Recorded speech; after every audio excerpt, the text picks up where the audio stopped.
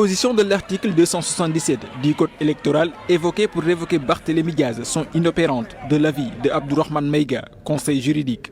Le juriste affirme que la question de l'inéligibilité du maire de Dakar, évoquée dans cet article en son alinéa 1, a déjà été tranchée par le Conseil constitutionnel. Le Conseil constitutionnel, dans son considérant 6, avait rendu une décision dans laquelle il avait considéré que l'éligibilité de Barthélémy Diaz ne posait pas de problème. Donc le Conseil constitutionnel reconnaît implicitement, par le fait de son mutisme, de la recevabilité donc, ou de l'éligibilité de Barthélémy Diaz.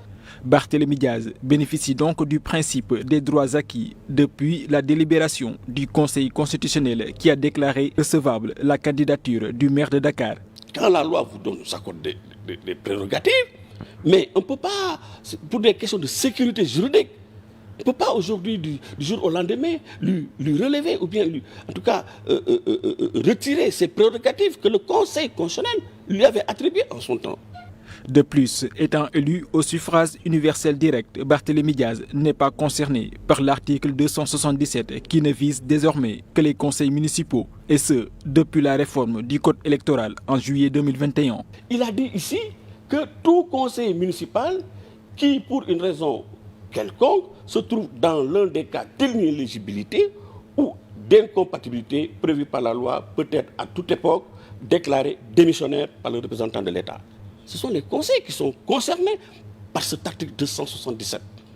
Ce n'est pas le maire. En ce qui concerne l'article 135 du Code général des collectivités territoriales qui ne vise que les maires condamnés pour crime, il ne s'applique pas au maire de Dakar qui a été condamné pour des faits requalifiés en délit. Au départ, on l'avait poursuivi pour crime, mais au finish, donc, il a été condamné pour un délit. Donc il y a une requalification de l'infraction de crime pour laquelle il était poursuivi, qui est devenu donc un délit. Et l'article 135 du Code général des collectivités territoriales ne parle pas de délit, mais il parle de crime. Suivant la possibilité offerte par l'article 277, le maire déclaré démissionnaire peut s'attaquer à la décision par une saisine de la Cour d'appel dans les 10 jours suivant la notification.